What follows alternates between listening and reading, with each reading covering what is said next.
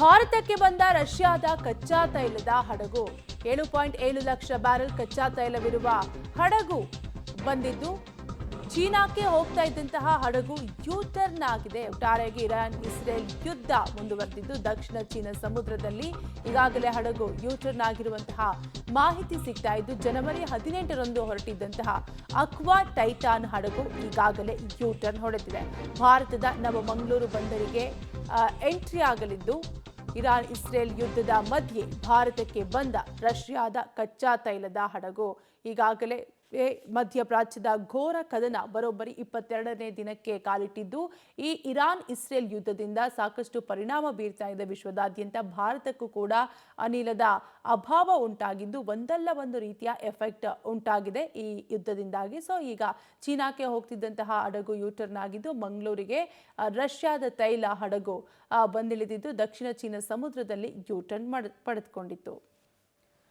ಜನವರಿ 18ರಂದು ಈ ಹಡಗು ಹೊರಟಿತ್ತು. ಭಾರತದ ನವಮಂಗಳೂರು ಬಂದರಿಗೆ ಈಗಾಗಲೇ ಹಡಗು ಎಂಟ್ರಿ ಕೊಟ್ಟಿದ್ದು ಭಾರತಕ್ಕೆ ಬಂದ ರಷ್ಯಾದ ಕಚ್ಚಾ ತೈಲದ ಹಡಗು ಈಗಾಗಲೇ ಇರಾನ್ ಇಸ್ರೇಲ್ ಅಮೆರಿಕಾದ ನಡುವೆ ಯುದ್ಧ ಮುಂದುವರೆದಿದ್ದು 7.7 ಲಕ್ಷ ಬ್ಯಾರೆಲ್ ಕಚ್ಚಾ ತೈಲವಿರುವಂತಹ ಹಡಗು ಆಗಮಿಸಿದ್ದು ಚೀನಾಕ್ಕೆ ಹೋಗ್ತಿದ್ದಂತಹ ಹಡಗು ಯೂಟರ್ನ್ ಆಗಿದ್ದು ಮಂಗಳೂರಿಗೆ ರಷ್ಯಾದ ತೈಲ ಹಡಗು ಬಂದಿಳಿದಿದೆ. ಡಿಟೇಲ್ಸ್ ಕೊಡ್ತಾರೆ ನಮ್ಮ ಪ್ರತಿನಿಧಿ ಸುಕ್ಪಾಲ್. ಸುಕ್ಪಾಲ್, ಮಂಗಳೂರಿಗೆ ರಷ್ಯಾದ ತೈಲ ಹಡಗು ಬಂದಿದೆ, ಏನೆಲ್ಲ ಡೀಟೇಲ್ಸ್ ಲಭ್ಯವಾಗ್ತಾ ಇದೆ ಅಂತ? ಕಾವ್ಯ, ಇದು ರಷ್ಯಾದಿಂದ ಚೀನಾಕ್ಕೆ ತೆರಳುತ್ತಿದ್ದಂತ ಒಂದು ಹಡಗು. ಆದ್ರೆ ಅದನ್ನ ಮತ್ತೆ ಈ ಕಡೆಗೆ ಭಾರತಕ್ಕೆ ತಿರುಗಿಸುವಂತ ಪ್ರಯತ್ನವನ್ನ ಮಾಡಲಾಗಿದೆ. ಅದರಲ್ಲಿ ಭಾರತ ಯಶಸ್ವಿಯಾಗಿದೆ. ಈಗ ಭಾರತದತ್ತ ಡೈವರ್ಟ್ ಆಗಿದೆ. ಈಗಾಗಲೇ ಮಂಗಳೂರು ಸಮೀಪಕ್ಕೆ ಬಂದು ತಲುಪಿದೆ.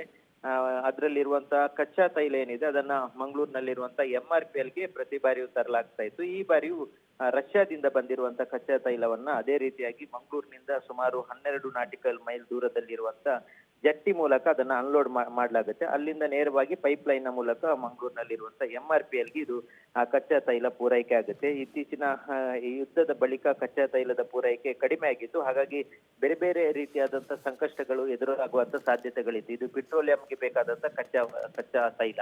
ಹಾಗಾಗಿ ಇಲ್ಲಿ ಅದನ್ನ ಮಂಗಳೂರಿನ MRPL ಅಲ್ಲೇ ಅದನ್ನ ಕನ್ವರ್ಟ್ ಮಾಡುವಂತ ಕೆಲಸಗಳಾಗ್ತಾ ಇತ್ತು. ಆದ್ರೆ ಈಗ ಇತ್ತೀಚಿನ ದಿನಗಳಲ್ಲಿ ಕಚ್ಚಾ ತೈಲದ ಕೊರತೆ ಆಗ್ತಾ ಇತ್ತು. ಆದ್ರೆ ಈಗ ನೇರವಾಗಿ ರಷ್ಯಾದಿಂದ ಬಂದಿರುವಂತ ಏನು ಈ ಶಿಪ್ ಇದೆ ಇದು ನೇರವಾಗಿ ಮಂಗಳೂರಿಗೆ ತಲುಪಿರುವಂತದ್ದು. ಮಂಗಳೂರಿನಿಂದ ನೇರವಾಗಿ ಈಗ ಕಚ್ಚಾ ತೈಲ MRPLಗೆ ಅದನ್ನ ಕಳಿಸ್ಕೊಡುವಂತ ಕೆಲಸಗಳು ಆಗುತ್ತೆ. ಕಾವ್ಯ, ಥ್ಯಾಂಕ್ ಯು ಸುಕ್ಪಾಲ್ ಡೀಟೇಲ್ಸ್ಗಾಗಿ.